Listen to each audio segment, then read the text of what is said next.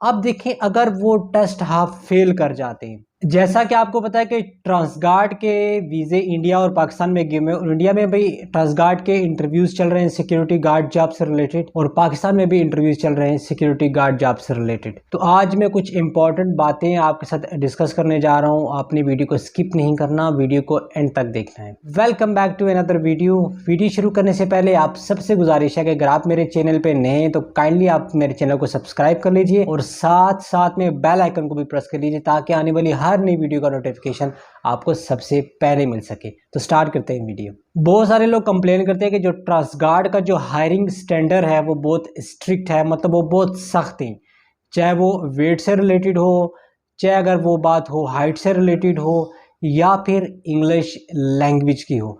तो Transguard definitely strict है। इसकी वजह यह है कि उनका एक अपना स्टैंडर्ड है और उनका हाई लेवल का स्टैंडर्ड है as compared to other security companies in Dubai. और साथ साथ में जो ट्रांसगार्ड के जो कॉन्ट्रैक्ट्स हैं आपको पता है कि वो भी हाई प्रोफाइल जगह पे होते हैं, जैसे होटल्स हो गए, शॉपिंग मॉल्स हो गए, साथ साथ में अच्छी रेजिडेंशियल बिल्डिंग्स हो गई। तो डेफिनेटली वहाँ पे आपको स्मार्ट सिक्योरिटी चाहिए, आपको वेल स्पोकन जिसकी इंग्लिश अच्छी हो वो सिक्योरिटी चाहिए, जो लोगों को गाइड कर सके, जो लोगों को वेलकम कर सके, जो लोगों की प्रॉब्लम को सॉल्व कर सके।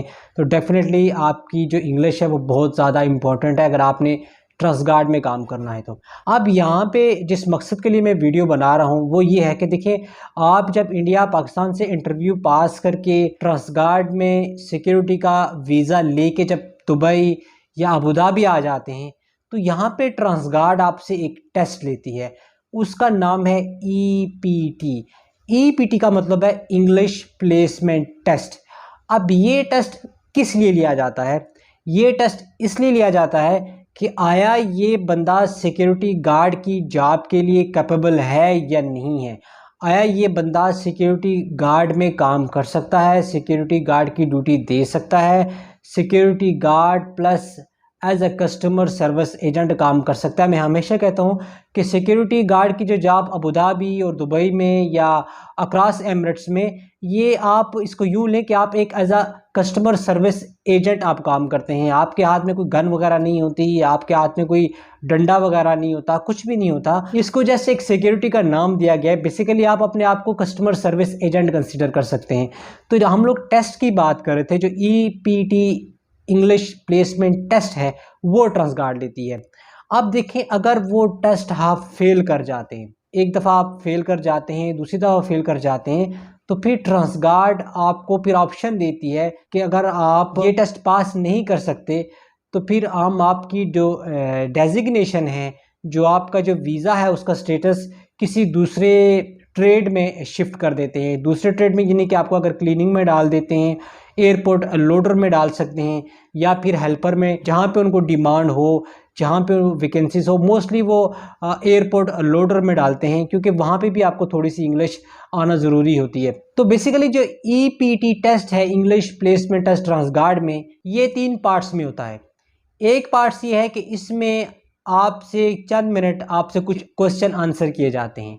जो दूसरा पार्ट होता है उसमें आपने इस टॉपिक के ऊपर लिखना है। मान लें कि आपने एक ऐसे लिख दिया, एक मजमून लिखना है, एक पैराग्राफ आपने लिखना है।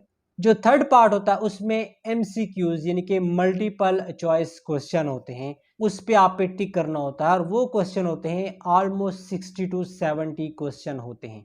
यानी कि पहला पार्ट मैंने आपको बताया कि इसमें आपसे जनरल 4 5 6 क्वेश्चन किए जाते हैं। उसके बाद जो आपका जो टेस्ट है उसमें आपसे एक एस्से लिखवाया जाता है, एक पैराग्राफ लिखवाया जाता है। कोई भी आपको एक टॉपिक दे दिया जाएगा। फॉर एग्जांपल आपने क्रिकेट के ऊपर कुछ लिखना है, फॉर एग्जांपल आपने किसी जगह के ऊपर, किसी चीज़ के ऊपर या किसी भी टॉपिक के ऊपर आपने कुछ लिखना होता है। और जो थर्ड है वो है मल्टीपल चॉइस क्वेश्चन, जो 60 से 70 क्वेश्चन होते हैं।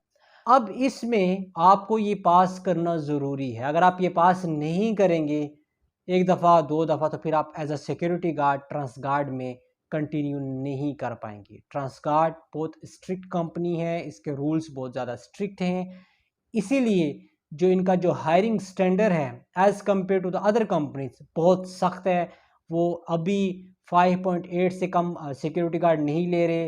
वो देख रहे हैं कि लोगों का जो वेट है वो भी रीज़नेबल हो, 50 से अबव हो, और आपकी जो एजुकेशन है वो 10+2 हो, और साथ साथ में आपकी इंग्लिश स्ट्रॉन्ग होनी चाहिए। इसकी वजह यही है कि यहाँ पे ये टेस्ट लेते हैं, ताकि जब ये यहाँ पे ईपीटी टेस्ट लें तो आप इस ईपीटी टेस्ट को आसानी से पास कर सकें। तो आखिर में मैं एक और बात ऐड करता चलो यहाँ पे, कि आप कोशिश करें कि अगर आपकी इंग्लिश वीक है तो आप ट्रांसगार्ड में कभी भी अप्लाई मत करें, स्पेशली अगर आपको यहाँ पे लोकली एक्सपीरियंस नहीं है। अगर आपने यूएई में ऑलरेडी काम किया तो फिर डेफिनेटली आप ट्राई करें, लेकिन अगर आप इंडिया पाकिस्तान से हैं और आपकी इंग्लिश वीक है तो आप इंग्लिश को इम्प्रूव करें, इंग्लिश लैंग्वेज का कोर्स करें, या यूट्यूब पे बहुत सारे ट्यूटोरियल्स पड़े होते हैं, आप वहाँ से इंग्लिश सीख सकते हैं।